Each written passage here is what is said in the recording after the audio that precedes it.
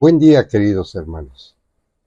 Este video, como siempre, es para los secretos de la Iglesia, los nacidos del Espíritu capaces de discernir cosas del Espíritu. Bueno, he visto tantos videos y leído tantos estudios teológicos cristianos acerca del tercer templo, y de estos se han formado muchos estudios escatológicos, en donde envuelven este tema como crucial, como un reloj cronológico para las profecías del Anticristo y la venida gloriosa del Mesías.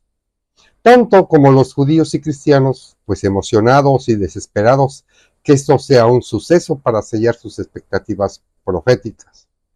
Primero, los judíos, dentro de su hipocresía, siempre han sentido el hueco de su doctrina inventada, el judaísmo.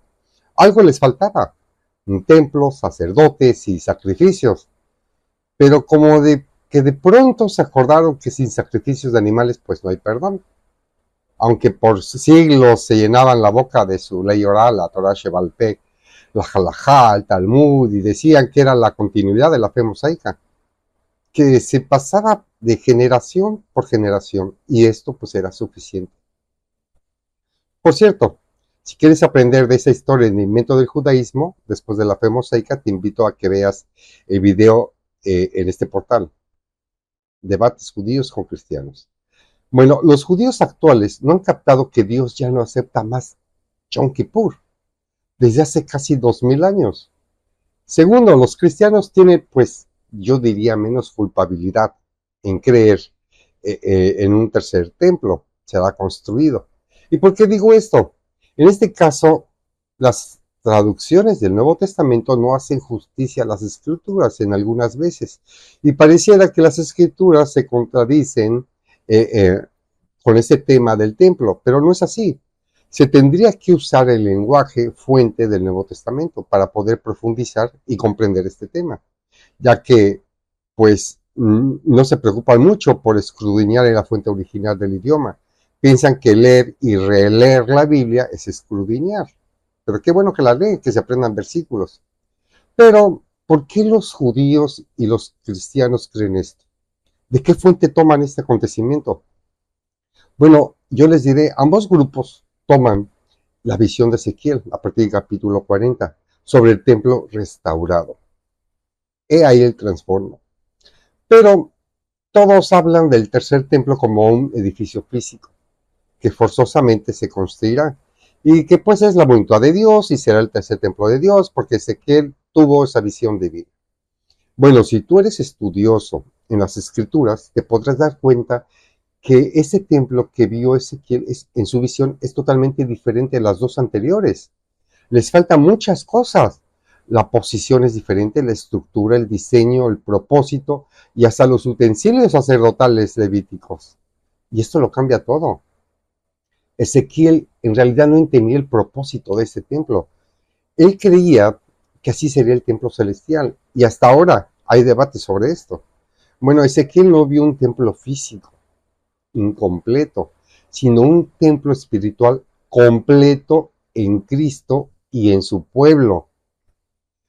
Pero por eso faltan pues utensilios, ya no hay muros, ya no son necesarios, porque su realidad está pues cumplida en el Señor Jesús. Por ejemplo, ya no hay muro de la separación, derribando la pared intermedia de separación de nosotros. Tampoco hay atrio de las mujeres, ¿sí? Porque no hay varón ni mujer, porque todos vosotros sois uno en Cristo Jesús. ¿Y qué pasó con el lavatorio? Tampoco existe. Ya no está en el templo, mas ya sois lavados, sois santificados, sois justificados en el nombre del Señor Jesús y por el Espíritu de nuestro Dios. ¿Y qué pasó con el candelabro de oro? La menorá.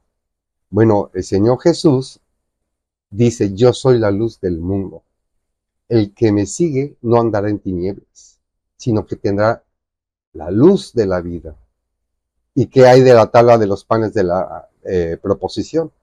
Bueno, Jesús también dijo, ¿sí? Que yo soy el pan de vida. ¿Y qué hay del altar del incensario de oro?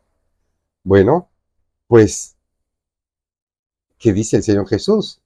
Viviendo siempre para interceder por ellos. Y como dice también en Apocalipsis, el incienso son las oraciones de los santos.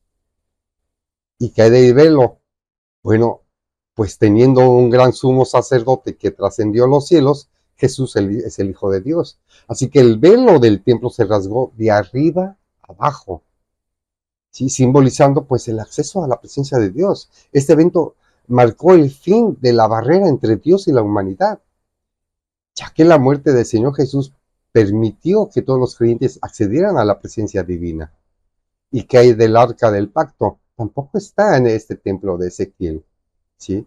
Como dice Jeremías 3:16, dice, no se dirá más arca del pacto de Jehová, ni vendrá al pensamiento, ni se acordarán de ella, ni la echarán de menos, ni se hará otra.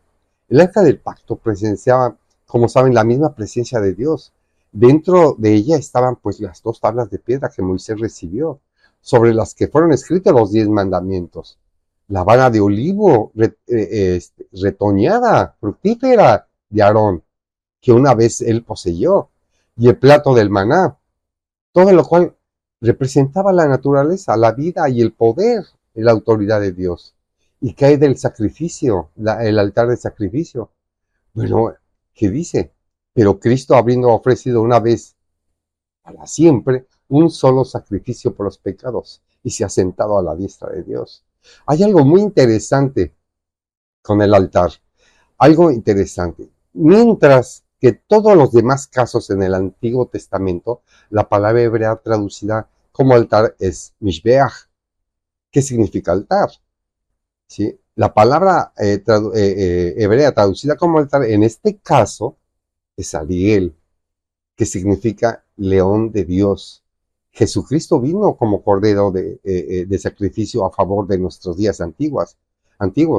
Pero en estos últimos días, Él también finaliza su obra como el león de la tribu de Judá.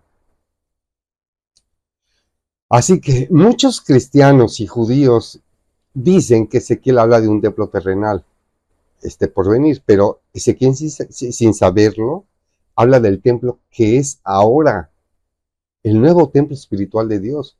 No es difícil de entender la vanidad de un templo físico con tanta gente religiosa en el día de hoy, tanto como judíos y cristianos. Creen que el Señor va a estar literalmente pues sentado en un trono fuera de la vista de los fieles que ofrecen sacrificios en un altar afuera. Eso es ridículo. ¿Qué valor tendrían los sacrificios de animales cuando todas las cosas se han cumplido? ¿Acaso fue insuficiente el ministerio de Cristo? Ese tema se ha salido de algo tan importante teológico y escatológico. Miren, les explicaré ese tema.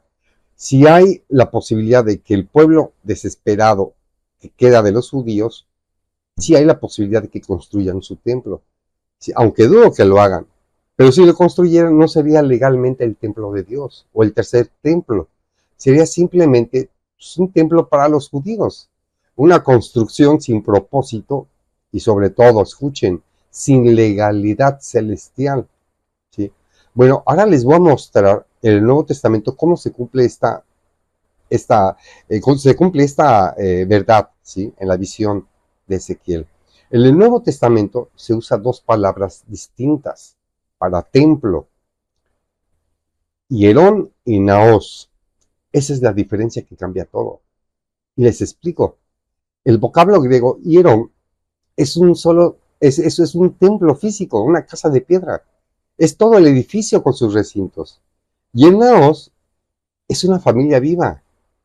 Dios ya no habita en edificios, sino en personas. Era para referirse al santuario interior, el naos. Entre los judíos expresaban el lugar santísimo del templo, que es el naos, ¿sí? En el que solamente los sacerdotes podrían entrar pues legítimamente. Recuerden que dijo el Señor Jesús a la samaritana. Dice, créeme que ahora viene, y la hora viene, cuando ni en este monte ni en Jerusalén adorarán al Padre. Ustedes adoran lo que no saben. Nosotros adoramos lo que sabemos, porque la salvación viene de los judíos. Mas la hora viene, y es ahora cuando los verdaderos adoradores adorarán al Padre en espíritu y verdad, porque el Padre tales adoradores busca que le adoren. ¿Me explicó? Ahora verán cómo estas dos palabras que se tradujeron como templo, estas hacen la gran diferencia. Les mostraré la diferencia entre el templo de Dios físico, el cual dejó ya de existir, y el nuevo templo de Dios, o correctamente traducida, santuarios de Dios, porque naos, bueno, se tradujo, sois templo de Dios, pero en realidad dice, sois santuarios de Dios. Santuario era el lugar más santo que había en el templo, donde estaba el velo. ¿Sí? Bueno, empezamos. Por ejemplo, en Marcos 11:11, y entró Jesús, y en el templo usa la palabra hierón, que es el templo físico. Marcos 24:1 dice, cuando Jesús salió del templo, otra vez hierón. Lo pueden verificar en sus diccionarios. ¿Sí? En 1 Corintios 9:13 dice, ¿no sabéis que los que trabajan en las cosas sagradas comen del templo? Usa hierón. También en Mateo 21:12 dice, y entró Jesús en el templo, hierón. ¿Sí? Y Mateo 21:14, y vinieron a él en el templo. Usa la palabra hierón.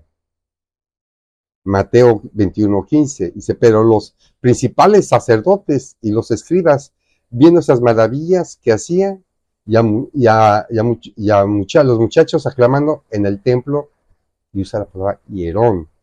Y no es la misma palabra cuando se refiere al templo como creyentes. Aquí cambian las cosas.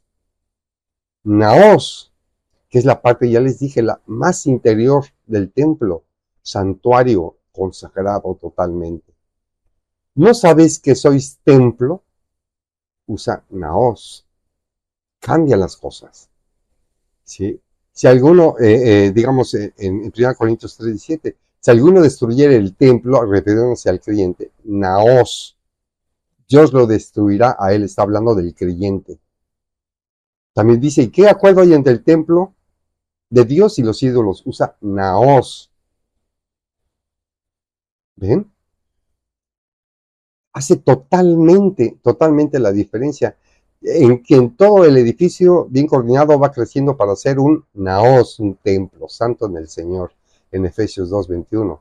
Al que venciere yo le haré la columna en el templo, naos de mi Dios. ¿Sí? Todos estos hacen la gran diferencia entre hierón y naos. Los versículos que ahora voy a exponer, de seguro que son los más confusos para un cristiano, que cree que sí habrá un templo. Vamos a estudiar Primera de Tesalonicenses, 2, 3, 4. Primero vamos a empezar con el Segunda de Tesalonicenses 2, 3, para que vean a qué se refiere. Nadie os engañe en ninguna manera, porque no vendrá sin que antes venga la apostasía y se manifieste el hombre de pecado, el hijo de perdición. Vamos a escudriñar las siguientes. Bueno, ahora vamos a traducir la cita de 2 de Tesalonicenses 2:4. Vamos a ponerla en el Textus Receptus en griego. Empecemos con la primera frase. O antikeimenos. Bueno, antikeimenos viene de la palabra raíz antikemai, que significa como yacer opuesto o estar situado contra, en el significado legal de resistir. Ok, el cual se opone está muy bien.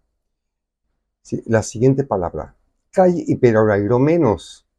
Bueno, esta palabra hiperairomenos más bien viene de la palabra raíz hoperairo, levantarse de manera de sobreexaltarse, enaltecerse, pero desmedidamente, desorbitadamente, de sobremanera, o sea, en extremo, y se enaltece. Esa es la palabra más correcta. La siguiente frase, epipantulegomenon theon y sebasma osteapton iston naun tuteu. Bueno, aquí está interesante. porque dice, contra todo lo que se llama Dios y de culto en los santuarios de Dios. Aquí no dice la palabra hierón, templo. Aquí dice la palabra naos. ¿Sí? Y luego la siguiente palabra, cactisai apudrininta efton oti estin theos. Bueno, esta palabra cactisai es interesante también, porque no nada más es que se sienta, sino más bien que se sienta a juzgar. ¿Sí? Viene de la raíz catizo, que se sienta como un juez, que se designa para juzgar, que se establece utilizado pues transitivamente, ¿sí? Y esta palabra se usa en 1 Corintios 6:4, donde dice, si pues tenéis juicio sobre las cosas de esta vida, ponéis a juzgar, esa es la palabra catizo igual, ¿sí? A los que son de menor estima en la iglesia. Y la palabra apodeininta, ¿sí? Es más bien exhibir o hacerse pasar o parecerse, ¿sí? Como si fuera Dios o tienes tinteos. Bueno, quedaría la frase así, el cual se opone y se enaltece contra todo lo que se llama Dios y del culto en los santuarios de Dios como Dios y juzga exhibiéndose como si fuera Dios. Bueno, aquí no se habla de un templo físico de Hierón, habla de los creyentes en Cristo como santuarios vivientes, como dice la traducción de estos, templos vivientes, sois templos vivientes, ¿sí? Que serán juzgados por el hombre de pecado como si fuese Dios, ya que como sabemos el único que juzga es Dios. Es por ello que no necesariamente el hijo de pecado gritaría yo soy Dios, sino imita ese poder que corresponde solamente a Dios. ¿Cómo cambia la escatología? Y eso ustedes lo pueden ver con un diccionario, ¿sí? Bueno, veamos el siguiente versículo en Apocalipsis 11:1, donde también menciona algo del templo. Bueno, vamos a pasarla ahora del Textus Receptus en griego. Empezamos con la primera frase. Calledoti moikalamos homois rabdo. Dice, y me fue dada una pluma para escribir, porque calamos es sí, una vara, pero para escribir, y eso se usaba en aquellos tiempos, una pluma para escribir. Ahora, kai o angelos estikei legon egerai. Bueno, entonces dice, y el ángel que estaba de pie me dijo, levántate. Y qué raro que no, aquí en la traducción no aparece la palabra ángel, pero bueno, no tiene importancia. Luego dice, Caimetrison tu naon tu teu cauto tisiastirion. Dice, y evalúa, ¿sí? Evalúa el santuario de Dios y el altar del incienso. Y es que la palabra metrison también significa medir, pero más bien estimar, ¿sí?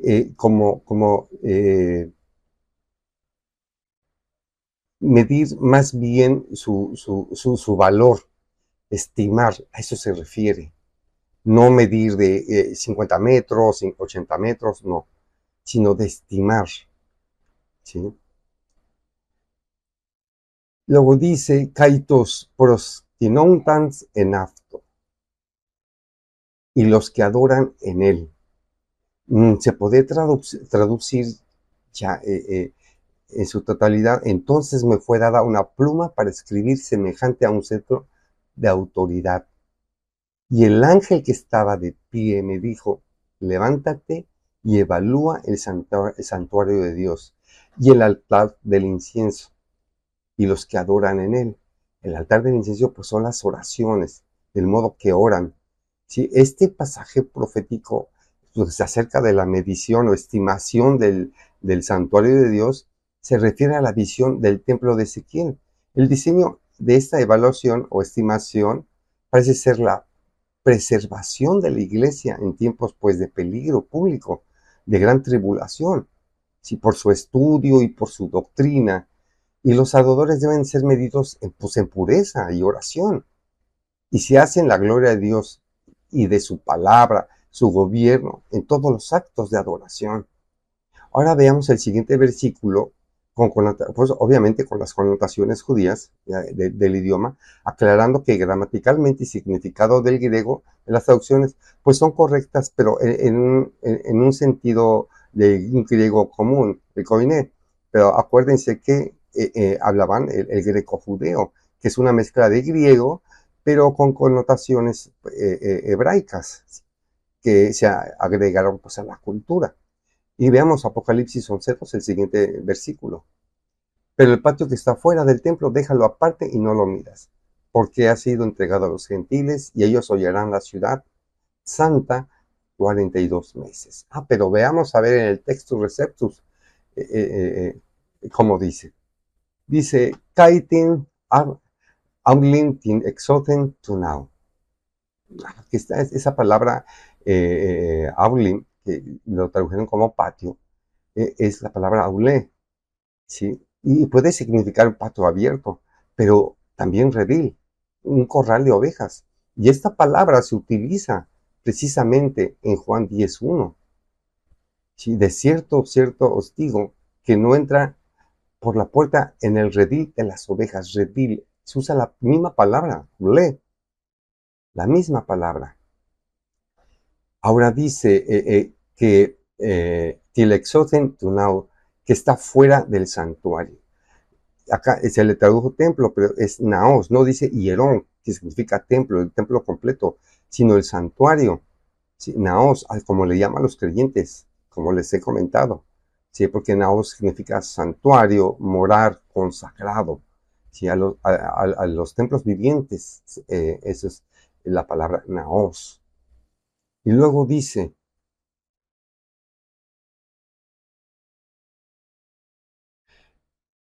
el vale exo kaimi aptin metrisis, perdón.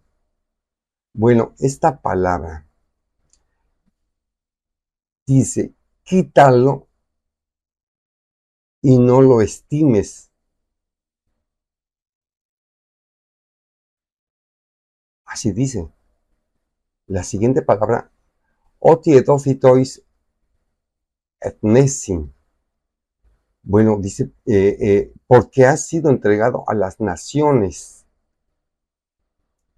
Eso significa.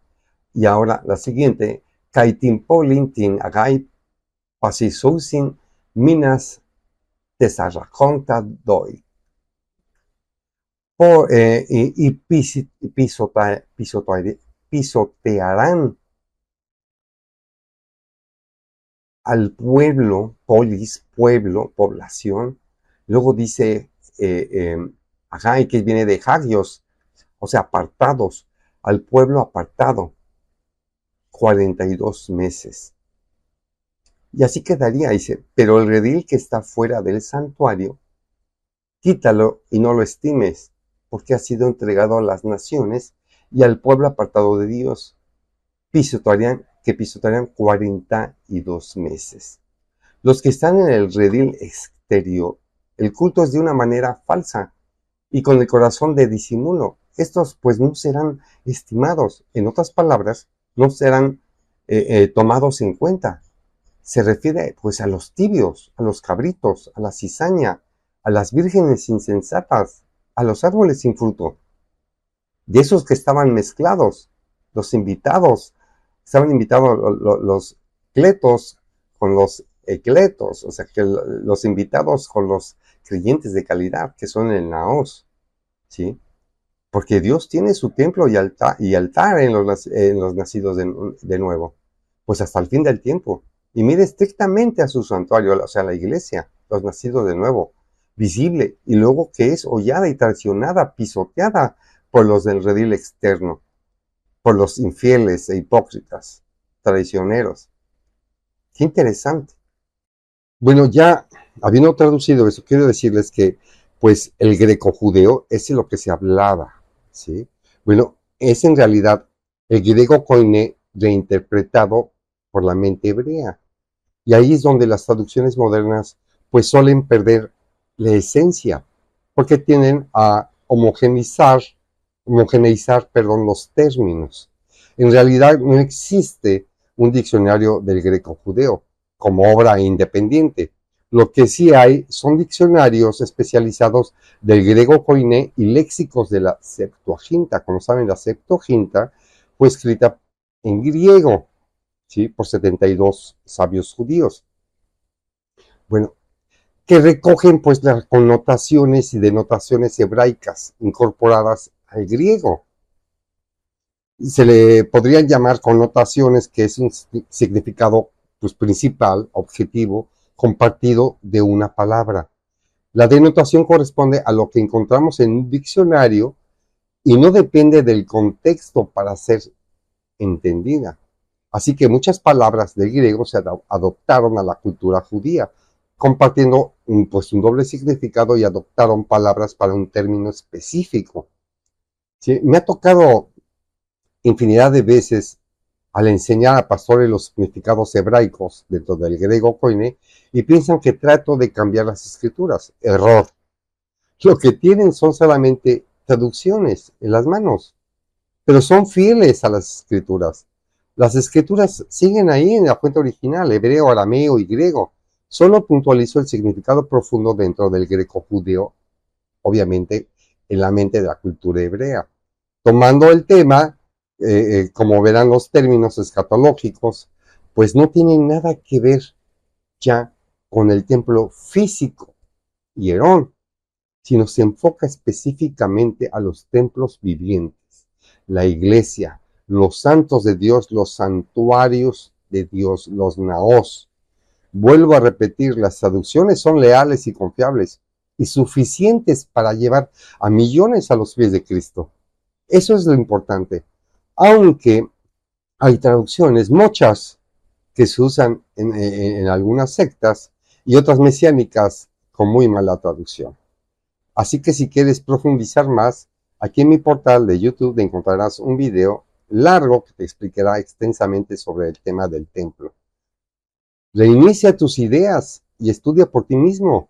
Tienes al Espíritu de Dios, Él te capacitará y te mostrará estas verdades. No es un tema de doctrina de salvación, puedes creer o no, pero no creo que un ecleto, ¿sí? O sea, un creyente de alta calidad se ponga testarudo. Al contrario, estoy seguro que escudriñará hasta quedar claro. Y ya, pastores, usen ya el lenguaje correcto, enseñen a la iglesia a usar el lenguaje correcto, tales como que si vamos al templo, o los espero en el templo, otra, vamos a la iglesia, o algo peor, nos vemos en la casa del Señor. Recuerden que nosotros somos el templo de Dios, somos la iglesia. El Espíritu de Dios vive en nuestro interior, somos su casa viviente. ¿Sí? Lo más correcto sería, nos vemos en la congregación. Deben de educar a sus congregados a usar el lenguaje correcto. Así comprenderán lo que realmente son. El valor que tienen, la responsabilidad y el significado tan grande que conlleva todo esto. Hermanos, espero que hayan entendido este estudio. Pueden repetir el video y si tienen alguna duda, con mucho gusto me pueden escribir un correo electrónico. Sí, recibo cientos de correos electrónicos, pero todos los contesto. Todos los mensajes he contestado. Recuerden, este canal no es monetizado porque no estoy interesado en sacar provecho. ¿Sí? Ni siquiera cuando me invitan a conferencias o estudios, jamás he cobrado un centavo. Nunca. Así que lo único que trato este ministerio es compartir. El Señor les bendiga.